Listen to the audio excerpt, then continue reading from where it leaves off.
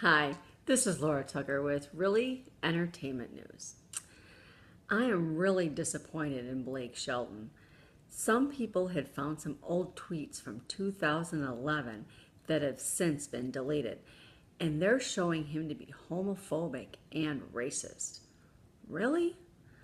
One said, wish the D blank in the next room would either shut up or learn some English so I would at least know what he's planning to bomb. Disappointing. Another, standing in line at the coffee shop in LA, talking with a man in front of me. He orders a skinny caramel latte. I couldn't tell he was gay. Disappointment. He also has one about a sick fantasy about Dakota Fanning, who was 16 or 17 at the time. I was disappointed he cheated on his wife before Miranda came along and then married her, but this is just something that you really can't explain away. People can change and even change their opinions, so maybe he's changed since then. So I'm not going to totally vilify him. I'm just disappointed. Robert De Niro says Donald Trump is totally nuts. Really? I disagree with De Niro on anti-vaccination, but I think I can get on board with him on this. He said the media, they've given him all this attention, and finally they're starting to say, come on, Donald, this is ridiculous. This is nuts. This is insane.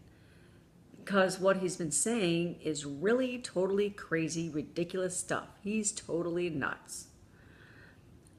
I just wish he'd come to the same conclusion about Jenny McCarthy. Natalie Maines has called the country music industry hypocrites for supporting Trump. Really? After he made that Second Amendment comment, she tweeted, I get banned for not liking Bush, and now Trump can practically put a hit on Hillary, and he's all over country radio. Hypocrites. She has a point there. This is in reference to her saying years ago that she was ashamed to be from Texas because of George W. Bush. In other words, if you criticize liberals on country radio, that's okay. But you can't be critical of the conservatives. At least that's my take on it, and it sounds like that's Natalie's as well. A report is saying that ABC is planning on phasing out Raven-Symoné from The View. Really? I have to say I'm not surprised. She doesn't necessarily seem to be a good fit. A source says they'll just say she left to focus on some other projects. They're also cutting Paula Faris's time to 2 days a week. But the ABC News president says it's not true. I just don't seem to think they understand.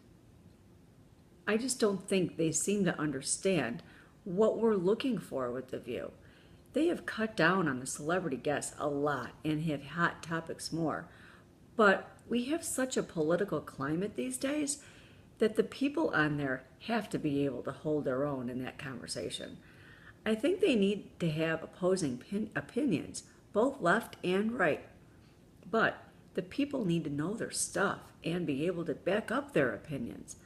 And they seem to be having a difficult time finding that since Barbara Walters left the show.